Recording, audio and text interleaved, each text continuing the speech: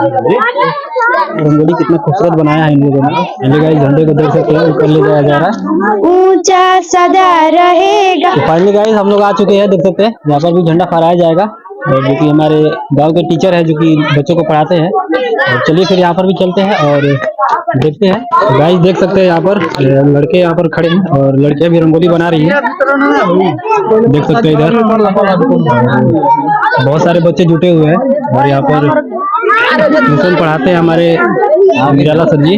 आगे आगे ये भी देख सकते हैं, अभी झंडा भी फहराने का टाइम भी हो चुका है।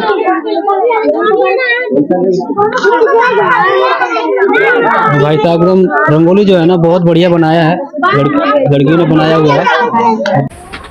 तो गाइस आप लोग देख सकते हैं हम लोग आ चुके हैं और यहाँ पर बच्चे भी बहुत ज़्यादा इकट्ठे हो गए हैं और झंडा फहराने के लिए बहुत ही उत्साहित है। और इधर आप लोग रंगोली भी देख सकते हैं, बहुत ही ज़्यादा खूबसूरत है और जो कि हमारे गांव के बच्चियों ने बनाया है और इसका तो कोई जवाब ही नहीं है, बहुत ही लाजवाब है, बहुत ही देखने में सुंदर लग रहा है। रंगोली वाकई लड़कियों ने बहुत खूबसूरत बनाया है। और फाइनली गाइस झंडे में फूल को अच्छे से बांध दिया जा रहा है और क्योंकि फूल जो है गिरे ना। पहले गाइस झंडे को देख सकते हैं, ऊपर ले जाया जा रहा है और इसे लटका दिया गया है अच्छे से, और नीचे बांध रहे हैं रस्सी से कि ताकि ये नीचे ना आए झंडा। और इसके बाद इसको फहराया जाएगा और बाकी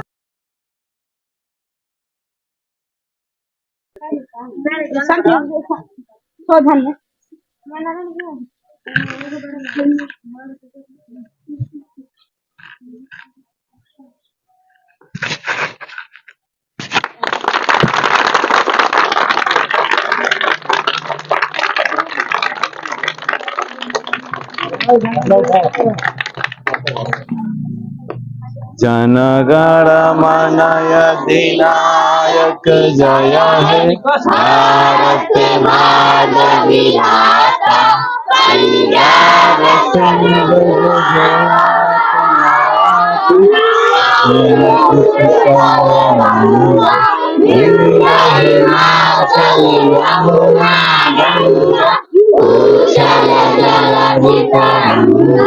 तब शुभ नामे जागे, तब शुभयासित मांगे, जाहे तब जयदाता जनगण मंगलदायक जय हे भारत भाग्य विधाता जय हे जय हे जय जय जय। मातरम बाबा साहब अमर है, बाबा साहब अमर है, भारतीय संविधान जिंदाबाद, भारतीय संविधान जिंदाबाद, भगत सिंह अमर है, भगत सिंह अमर है, चंद्रशेखर आजाद अमर है, चंद्रशेखर आजाद अमर है, ज्योतिबा फुले अमर है, ज्योतिबा फुले अमर है, सावित्रीबाई फुले अमर है, सावित्रीबाई फुले अमर है, उदय देवी पासी अमर है, उदय देवी पासी अमर है, फातिमा शेख अमर है, फातिमा शेख अमर है, बिरसा मुंडा अमर है, बिरसा मुंडा अमर है, बाबा साहब अमर है।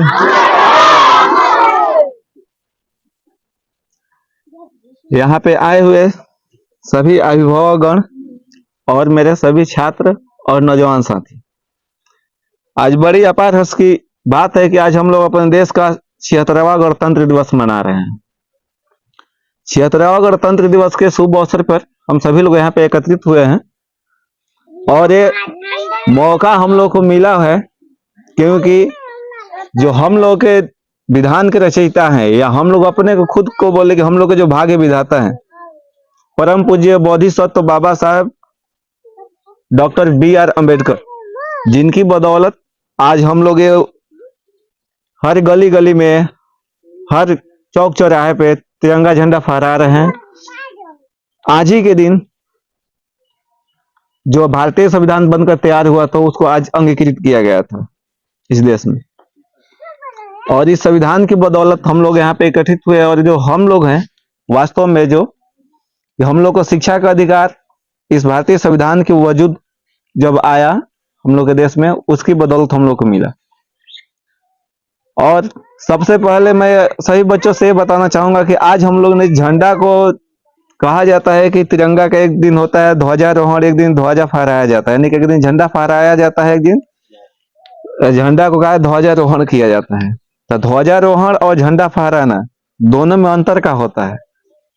तो आज मैं बता देना चाहता हूं कि अभी आप लोग आए होंगे 15 अगस्त को, तो आप लोगों ने देखा होगा कि झंडे को जो ये डंडा है इसकी ऊंचाई से थोड़ी कम ऊंचाई पर शुरू में रखा जाता है, फिर एक धागे को खींच कर, एक डोरी को खींच करके इस झंडे को ऊपर फैलाया जाता है, ऊपर की तरफ ले जाया जाता है।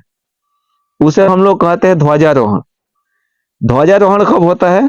जिस दिन हम लोग अपना स्वतंत्रता दिवस मनाते हैं 15 अगस्त को, कि तिरंगे झंडे को डंडे से थोड़ा कम ऊंचाई पर रख के उसको ध्वजारोहण किया जाता है कि देश अब मतलब कि हम लोग आजाद होने को तैयार है, अब आजाद हो रहा है, हम लोग का तिरंगा झंडा ऊपर की तरफ लहरने को तैयार है, हम लोग लहराएंगे।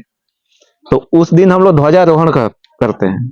फिर आजादी के बाद हम लोग का संविधान लागू हुआ, तब आजादी के बाद संविधान लागू हो गया, तो यानी कि हम लोग का देश पूरी तरह से आजाद हो चुका था। तो हम लोग का झंडा बहुत पहले से ही ऊपर हम लोग का पहुंचा हुआ झंडा था, तो सिर्फ अब फहराना था। तो 26 जनवरी को हम लोग झंडा फहराते हैं, 15 अगस्त को हम लोग ध्वजारोहण करते हैं, और 26 जनवरी को सभी लोग इकट्ठा होते हैं उस याद में कि वो दिन है कि जिस दिन हम लोग अपने देश के नेताओं द्वारा, अपने देश के महापुरुषों द्वारा बनाए हुए नियम कानून के अनुसार या अनुरूप चलेंगे। 15 अगस्त को हम लोग आजादी मनाते हैं, लेकिन 26 जनवरी को उस संविधान को हम लोग जो मानते हैं, संविधान की पूजा करते हैं, उसकी बदौलत हम लोग इकट्ठा हुए हैं और उसी के लिए हम लोग जीते हैं। और संविधान हम लोग को जीने के लिए पूरी आजादी देता है और अपना संरक्षण प्रदान किए हुए है कि संविधान की छत्र छाया में हम लोग आज जो कुछ भी करते हैं संविधान की छत्र छाया में करते हैं।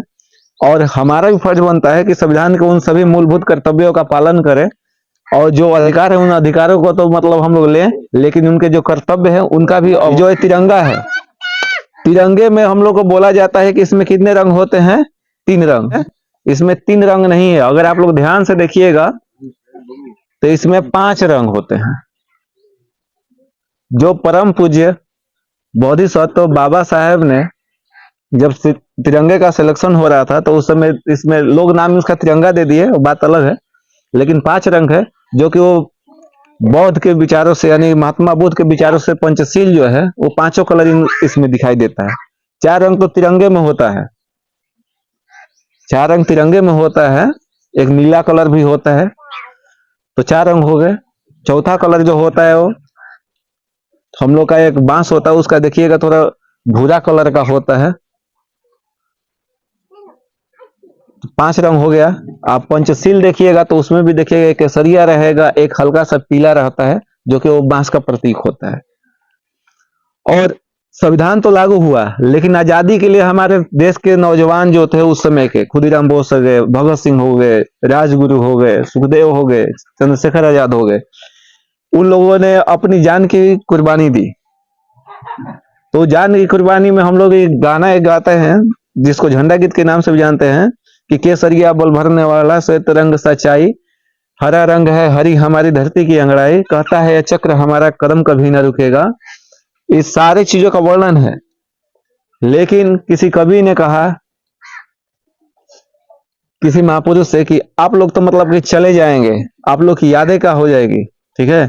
तो बोले कि हम लोग को याद कीजिएगा, जिस हम डोरी से, जिस रस्सी से हम लोग को फंदा पे लटकाया जाएगा, वो तिरंगा के साथ में हमेशा वो डोरी रहेगा। उस तिरंगे के डोरी को जब भी आप लोग देखिएगा तो याद कीजिएगा इस डोरी से कभी भगत सिंह, सुखदेव, राजगुरु, खुदीराम बोस झूले थे। इस डोरी को भी हम लोग नमन करते हैं कि उनकी यादों में हम लोग इस डोरी को हमेशा फहराते हैं कहीं पे भी।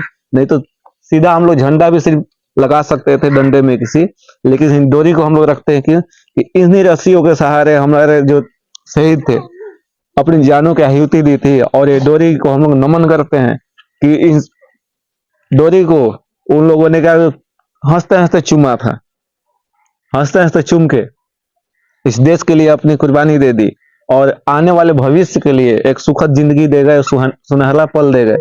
और उसके बाद जो बाबा साहब थे, हम लोग की जिंदगी को इतना संवार दिए कि आज हम लोग पढ़ लिख रहे हैं। हमारे समाज के बहुत सारे लोग हैं जो अलग अलग ओहदे पर पहुंच चुके हैं, और जहां से भी है अपने समाज के लिए कुछ ना कुछ करने की कोशिश कर रहे हैं। कुछ लोग कर चुके हैं, कुछ लोग लगे हुए अभी भी कि हमारा समाज अभी भी जागृत हो, ताकि अपने मूलभूत कर्तव्यों को समझे और मूलभूत अधिकारों को समझे।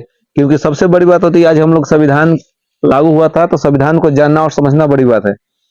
कि संविधान को अगर कहानी के तौर पे एक चैप्टर अगर डेली पढ़े या एक पेज उसको पढ़े हम लोग, तो हम लोग अपने अधिकारों को जान जाएंगे। और जो संविधान पढ़ लेगा, समझिए कि उसके सामने कोई उसको दबा नहीं सकता है। क्योंकि बाबा साहब का एक कथन है कि शिक्षा वो शेरनी का दूध है जो पिएगा सो दहाड़ेगा। तो शिक्षा शेरनी का दूध है, तो उसे तो हमें पीना तो पड़ेगा पहले, तब तो दहाड़ेंगे। जब तक पिएंगे नहीं तब तक हम लोग दहाड़ नहीं सकते हैं। और पीने के लिए साथ में हमें ये भी चाहिए कि जो हमारा संविधान है, इसके एक एक पेज को, एक एक अनुच्छेद को हम लोग अपने दिलो दिमाग में बसा ले, ताकि अगर सामने से कोई हमारा हक अधिकार छीने तो हम उससे अपना हक अधिकार छीन सके। क्योंकि बाबा साहब ने कहा था, अगर तुम्हारे मुंह की रोटी कोई छीन रहा है तो उसके मुंह से, उसके जबड़े से फाड़ करके उससे उस रोटी को निकालना तुम्हारा मूल अधिकार हो जाता है, मूल कर्तव्य हो जाता है। तो हमें वैसी ताकत कब मिलेगी जब हम लोग शिक्षित हो जाएंगे, संगठित हो जाएंगे। और बाबा साहब के तीनों वचन, जो शिक्षित हो, संगठित हो, संघर्ष करो, ये तीनों को जब अपने आप पे लागू कर देंगे हम लोग, तो खुद ब खुद जिस दिन शिक्षित हो जाएंगे उस दिन संगठित हो जाएंगे। संगठित हो जाएंगे तो हमारा संघर्ष करना बहुत ही आसान हो जाएगा। इतना ही कहकर मैं अपनी वाणी को विराम करता हूँ। जय भीम, जय भारत। कुछ बचिया है जो झंडा गीत गाएगी।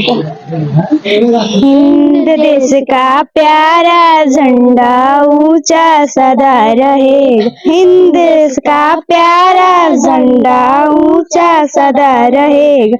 ऊंचा सदा रहेगा, ऊंचा सदा रहेगा। केसरिया बल भरने वाला सिद्ध रंग सच्चाई। हरा रंग है हरी हमारी धरती की अंगड़ाई। और कहता है चक्र हमारा कदम कभी न रुकेगा, कदम कभी न रुकेगा, कदम कभी न रुकेगा। हिंद देश का प्यारा झंडा ऊंचा सदा रहेगा। शान हमारी यह धरती है, यह अरमान हमारी।